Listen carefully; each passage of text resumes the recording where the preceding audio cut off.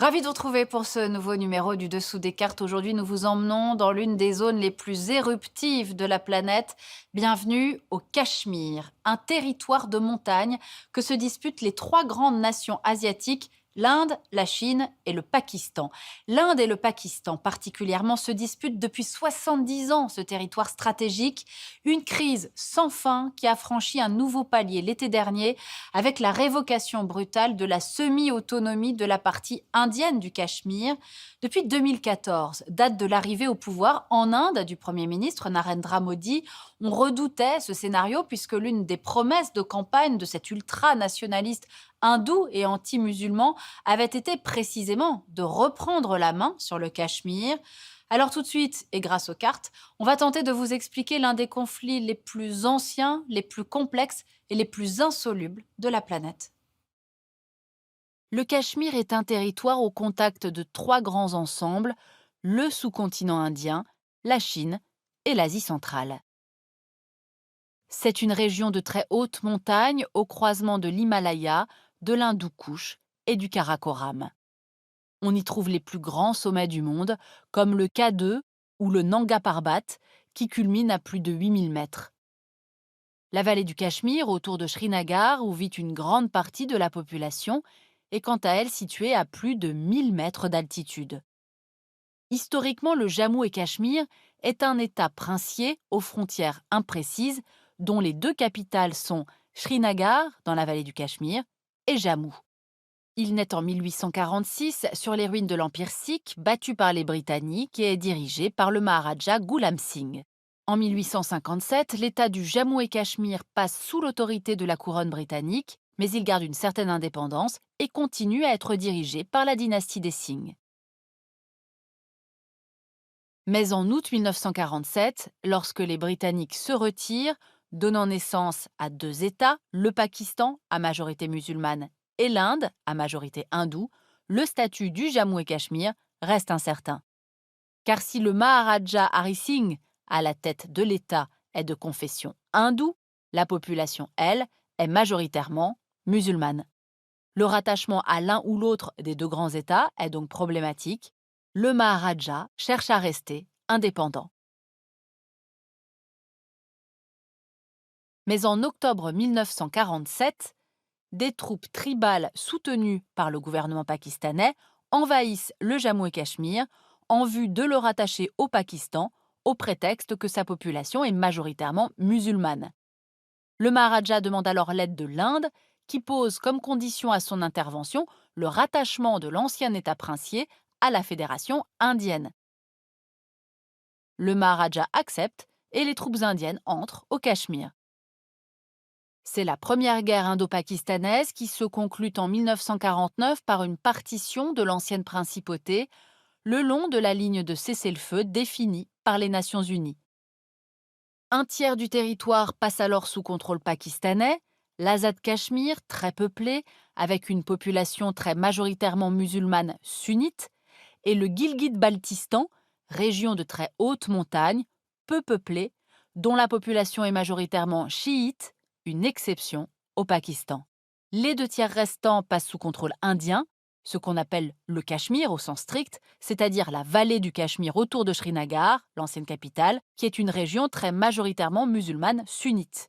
Le Jammu au sud, une région de piémont himalayen majoritairement peuplée d'hindous. Le Ladakh, situé à l'est, une région de haute montagne désertique, peu peuplée, où la population est à la fois bouddhiste et musulmane. Et l'Aksai Chin, de l'autre côté du Karakoram, sur laquelle nous reviendrons tout à l'heure. Mais comme vous le voyez sur la carte, la ligne de séparation s'arrête aux portes du glacier de Siachen, les négociateurs de l'ONU n'ayant pas jugé bon de tracer une frontière définie dans cette région largement inhabitée à plus de 5000 mètres d'altitude. Un flou que chacun des deux protagonistes tente depuis d'exploiter en sa faveur, le Pakistan considérant que son territoire s'étend jusqu'au col du Karakoram, tandis que l'Inde considère que le sien suit la ligne de partage des eaux jusqu'au mont Siakangré. Ce différend a conduit les deux puissances nucléarisées à mener la plus haute guerre du monde qui dure ainsi depuis 1984. Une guerre dont les enjeux relèvent pour partie de la politique interne de chaque puissance, mais qui n'est pas que symbolique, car le glacier jouxte une troisième puissance, la Chine, dont la présence complexifie encore un peu plus la situation du Jammu et Cachemire. Car à l'indépendance de l'Inde et du Pakistan en 1947, la Chine n'a pas reconnu les frontières situées à l'est de l'ancien État du Jammu et Cachemire. Elle a des vues sur les vallées de Shaksgam et l'Aksai Chin. Au début des années 1960, la vallée de Shaksgam est cédée par le Pakistan à la Chine, tandis que l'Aksai Chin est conquise par les troupes chinoises. L'Inde considère encore aujourd'hui cette région, qui représente 20% de l'ancien État indépendant du Jammu et Cachemire, comme un territoire indien.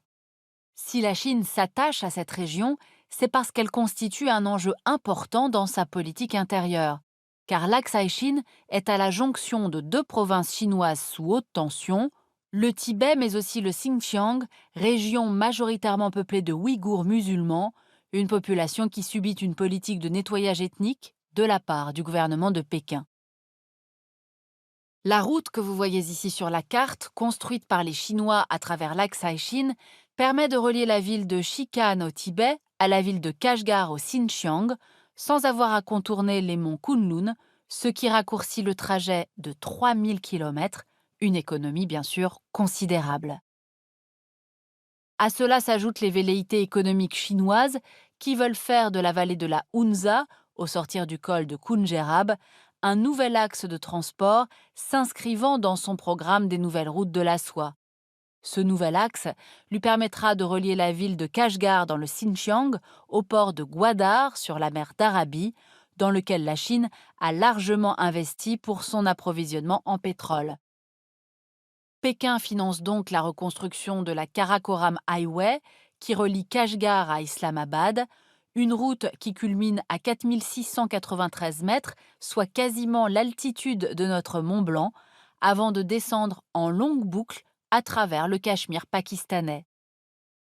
Un projet qui contrarie New Delhi, car il pourrait faciliter le déploiement rapide de l'armée chinoise dans cette région disputée et renforcer les liens entre le Pakistan et la Chine. À ces problèmes régionaux viennent s'ajouter côté indien des problèmes nationaux. La population musulmane du Jammu et Cachemire, tout particulièrement dans la vallée de Srinagar, ayant décidé de se révolter depuis 1989 contre ce qu'elle considère comme une véritable occupation indienne. Ce ressentiment de la population est lié au fait que le gouvernement central indien n'a cessé depuis l'indépendance de vouloir resserrer son contrôle sur l'État de Jammu et Cachemire, pourtant doté lors de son rattachement à la fédération en 1947 d'un gouvernement et d'un parlement, et jouissant donc en théorie d'une certaine indépendance. Oui, mais seul État indien musulman, le Jammu et Cachemire ne cadre pas avec le programme nationaliste pro-hindou du nouvel homme fort de New Delhi, Narendra Modi. Et la vague d'attentats largement soutenue par le Pakistan, qui secoue le Cachemire et l'Inde depuis les années 1980, avec notamment les attaques contre les parlements de Srinagar et New Delhi en 2001, contre la base militaire d'Uri en 2016 et contre les forces armées indiennes à Awantipora début 2019, a permis au gouvernement indien de justifier son emprise politique sur la région et donner lieu à une nouvelle escalade de violence entre les deux ennemis régionaux. Suite à ce dernier attentat, l'Inde a bombardé les supposés camps d'entraînement de terroristes au Pakistan, près de la ville de Balakot. En représailles, Islamabad a annoncé avoir abattu plusieurs avions de chasse indiens avant de jouer l'apaisement en restituant à l'Inde un de ses pilotes capturés. Mais le gouvernement de Modi ne s'en est pas tenu là. Il a profité de cet épisode pour mettre fin, le 5 août 2019, nous le disions, à l'autonomie du Jammu et Cachemire. D'État, le Jammu et Cachemire est passé au statut de territoire de l'Union. Il se voit amputé au passage du Ladakh, qui devient un territoire administratif distinct, les deux régions passant sous contrôle direct du gouvernement central. L'aveuglement de l'État indien est tel que les territoires considérés par l'Inde comme occupés par le Pakistan continuent par ailleurs d'être intégrés aux cartes officielles indiennes, tout comme le glacier du Siachen et les territoires occupés par la Chine. La volonté de contrôle de New Delhi s'accompagne sur le terrain d'une présence militaire massive depuis maintenant de nombreuses années. Les estimations les plus hautes parlent de 900 000 soldats. Après l'abrogation de l'autonomie du Jammu et Cachemire en août 2019, la région a subi un véritable blocus pendant plusieurs mois, touristes expulsés, couvre-feu et plusieurs milliers d'arrestations. Le Cachemire nous raconte donc l'histoire d'un conflit inextricable et d'une tragédie pour les habitants de cette région accidentée. Notamment dans la partie du Cachemire administrée par l'Inde, l'étau s'est resserré de façon insupportable ces derniers mois sur une population révoltée par la décision de Narendra Modi de revenir sur son autonomie. Répression, violence, mort depuis maintenant plusieurs mois. Il n'y a plus d'accès à Internet. Les 7 millions d'habitants sont quasiment coupés du monde et l'effet sur l'économie locale est évidemment dramatique. Pour aller plus loin sur l'actuelle situation politique indienne, ce livre, L'Inde de Modi, national-populisme et démocratie ethnique de Christophe Jaffrelot chez Fayard. Et pour mieux comprendre la géopolitique de l'Inde, le numéro 173 de la revue Hérodote, sous la direction de Béatrice Gibelin et d'Yves Lacoste. Ainsi s'achève ce nouveau numéro du Dessous des cartes. Rendez-vous bien sûr la semaine prochaine, même endroit, même heure. Et d'ici là, n'oubliez pas notre site internet arte.tv sur lequel vous retrouverez notamment nos experts. À bientôt.